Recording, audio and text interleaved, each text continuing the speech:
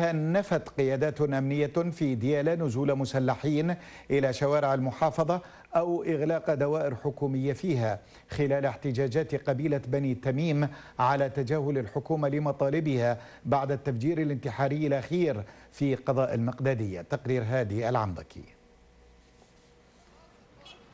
تفاقمت حدة الاحتجاجات وازداد غضب أبناء قبيلة بني تميم بمحافظة ديالى على خلفية ما وصفوه بتجاهل الحكومة لمطالبهم المشروعة والتي جاءت بعد التفجير الانتحاري الأخير بقضاء المقدادية. المحتجون أضرموا النار وأغلقوا أكثر من 10 طرق رئيسة شملت أغلب مناطق المحافظة. احنا هسه سدينا الشوارع كلها، شهربان، هويدر، خرنابات، المقدادية، البلدة، الخالص، تقاطع القدس، تقاطع عبد الله بن علي، هذا كله سديناه. مظاهرات جارة، طلعنا قبل يومين بالمحافظة، طلعنا على الجسر، طلعنا بشهربان، مطالبنا ما حد نفذها. وجهاء بني تميم طالبوا المحتجين بالمحافظة على الممتلكات العامة والخاصة وعدم السماح للملثمين ومن لا يحترم القانون بالمشاركة معهم. انفجار خان بن سعد الهويدر إلى المقدادية كلها سببها القادة الأمنيين والسياسيين بالدرجة الأولى. احنا هسه على جسر الجورجية، مظاهرة سلمية، ما نريد واحنا بريئين من أي واحد يدخل إلى داخل المدينة، أما دائرة دولة أم ملثم لا.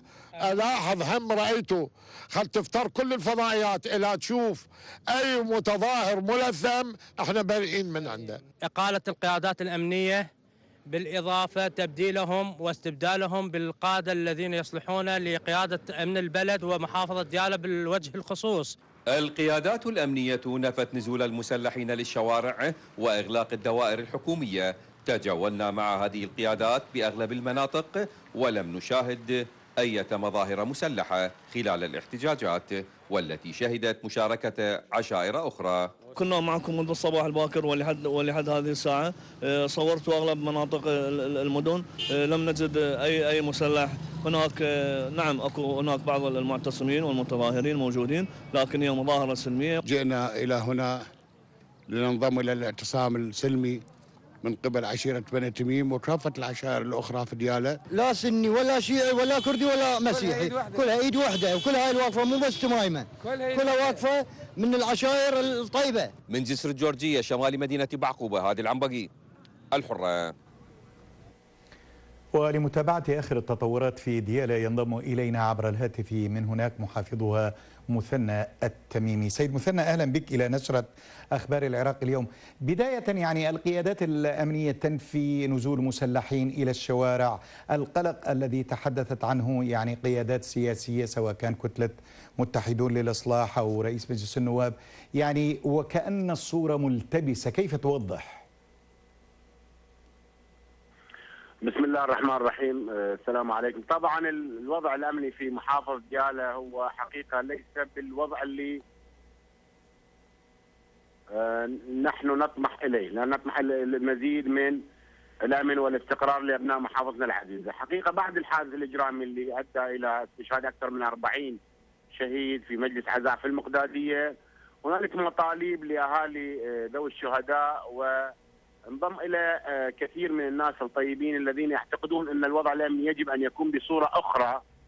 احنا في هذه المطالب رفعت الى السيد رئيس مجلس الوزراء اللي كان مهتم وبعث اكثر من لجنه، بعث الدكتور ترهان المفتي والتقى بالحشود المعتصمين، وكذلك بعث لجنه من قياده الاستخبارات في التحري عن موضوع واسباب الخرق الامني اللي صار في المقداديه. نعم. اهتمام السيد رئيس الوزراء بموضوع المقدادية حقيقة كفيل إن شاء الله بحل كثير من مطالب الأخوة المتظاهرين. الوضع الآن طريق كركوك بغداد كان مغلق لأكثر من 3-4 ساعات، تم فتحه بعد الظهر هذا اليوم بعد أن أقنعنا الأخوة المتظاهرين بأن هذا الطريق حيوي ولا يمكن أن يعطل. كذلك طرق في داخل مدينة بعقوبة تم فتحها.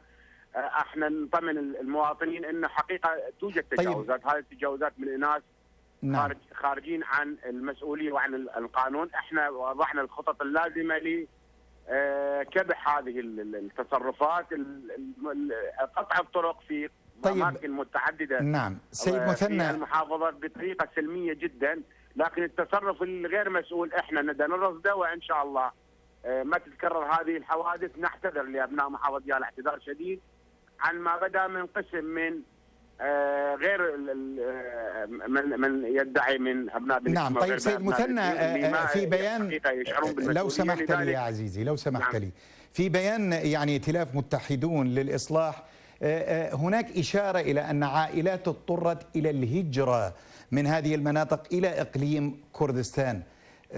ما مدى صحة هذا الأمر، وما هو حجم أو عدد العائلات التي اضطرت لترك مناطقها إلى إقليم كردستان بسبب ما حصل؟ هو نفس السيناريو من اللي بعد أحداث المقدادية بحادثة الجازينو. هذا حقيقة الكلام عاري عن إطلاقا.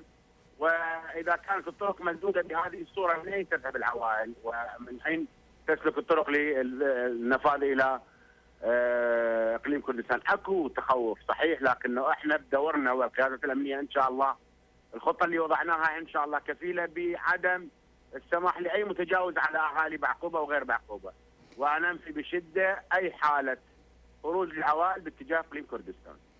طيب فيما يخص قضيه يعني رعايه دوليه للوضع الامني في محافظه ديالى كما طالبت بعض الشخصيات السياسية والكتل السياسية، هل هناك ضرورة إلى ذلك؟ هل تعتقد أن الحكومة أو القوات الحكومية عاجزة عن ضبط الوضع في محافظتكم؟